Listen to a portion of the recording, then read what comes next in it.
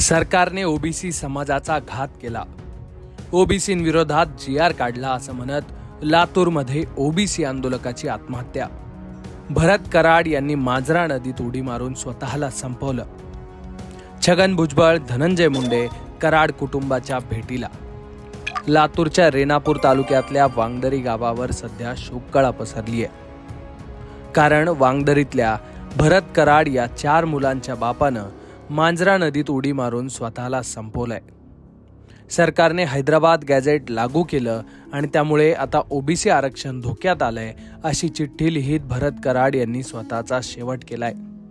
मांजरा नदीच्या पात्रात उडी मारून 11 सप्टेंबरला भरत कराड यांनी आत्महत्या केली आहे. वांगदरीत घडलेल्या या घटनेची माहिती वाऱ्यासारखी राज्यभर पसरली. छगन भुजबळ यांनी आपले सगळे नियोजित कार्यक्रम रद्द करून लातूर गाठलं. थेट वांगदरीत जाऊन भुजबळ यांनी कराड कुटुंबाची सांत्वनपर भेट घेतली. यावेळी धनंजय मुंडे सुद्धा त्यांच्या सोबत होते. छगन भुजबळ यांनी कराड यांच्या मुलांना जवळ घेऊन त्यांचं सांत्वन केलं. मनोज जरांगेंच्या नेतृत्वातलं मराठा आरक्षणाचं आंदोलन, दुसरीकडे ओबीसी नेत्यांनी काढलेले मोर्चे, टीका, टिप्पण्या, आरोप प्रत्यारोप आणि काही ठिकाणी झालेल्या बॅनर फाडण्याच्या घटना, अशा या सगळ्याच घटनांमुळे महाराष्ट्राचं वातावरण गेल्या काही दिवसात ढवळून निघालंय. जरांगेंच्या आंदोलनानंतर सरकारने हैदराबाद गॅझेट लागू करण्याचा GR दिला आणि त्यानंतर ओबीसी आरक्षण धोक्यात आल्याची भावना ओबीसींमध्ये निर्माण झाली. अशाच भावनेतून लातूरच्या वांगदरीत भरत कराड यांनी आत्महत्या केली. आत्महत्या करण्यापूर्वी भरत यांनी एका चिठ्ठीमध्ये आपल्या सगळ्या भावनाही मांडल्यात. मी भरत महादेव कराड. महाराष्ट्र सरकारने हैदराबाद गॅझेट लागू केलं, त्यामुळे ओबीसींचं आरक्षण कायमस्वरूपी संपलंय. मी वेळोवेळी ओबीसी आरक्षण बचाव आंदोलनात सहभाग घेतला होता, तरीही सरकारने ओबीसी समाजाचा घात करून ओबीसी विरोधी GR काढल्यामुळं मी माझं जीवन कायमस्वरूपी संपवतोय. माझ्या पाठीमागे तरी माझ्या कुटुंबाला, ओबीसी समाजाला न्याय मिळावा असं म्हणत भरत कराड यांनी टोकाचा निर्णय घेतला. कराड कुटुंबानं दिलेल्या माहितीनुसार भरत हे नेहमी ओबीसी आरक्षणाच्या चळवळीत सक्रिय होते.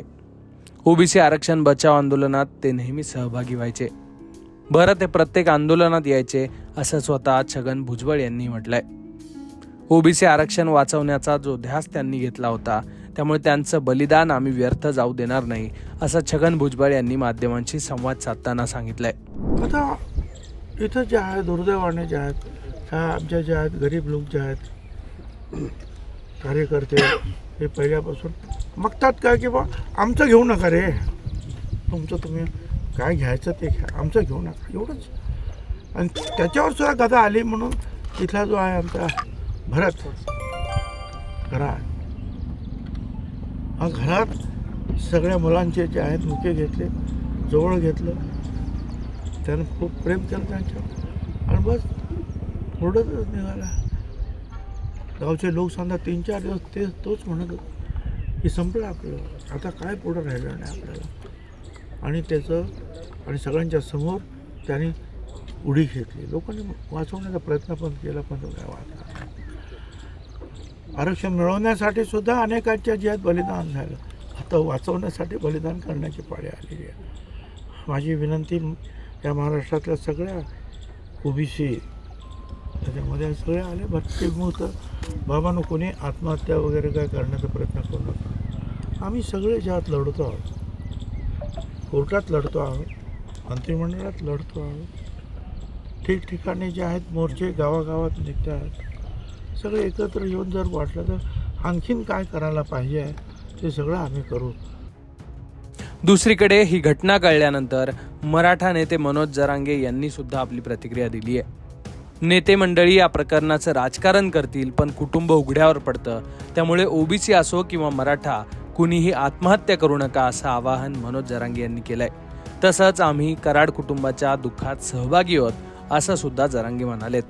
काय असतं, एकदा आपलं क्षेत्र गेलं ना तर आपल्या लेकराबाळांना मागं कोणी बघत नाही. ते आम्ही बघून येत, आम्ही ते बघतो. हे नेत्यांचं काय असतं, हे कसं पण भडकी देत आणि काही घडून आणतात आणि त्याच्यावर राजकारण करतात.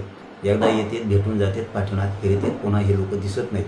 आपलं कुटुंब उघड्यावरती पडतं राजकीय नेते त्याचं लगेच राजकारण करायला सुरुवात करते.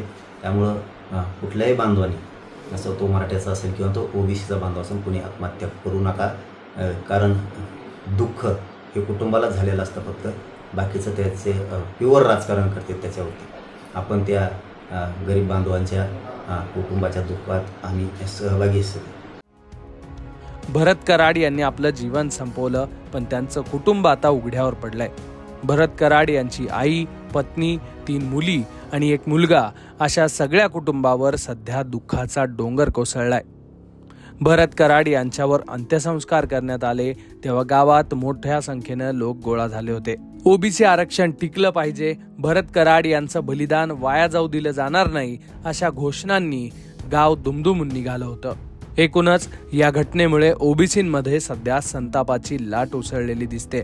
राज्यात आणि विशेषतः मराठवाड्यात गेल्या काही दिवसांपासून वेगवेगळ्या जातींच्या आंदोलनांमुळे, मोर्चांमुळे वातावरण चांगलंच ढवळून निघालेलं आहे.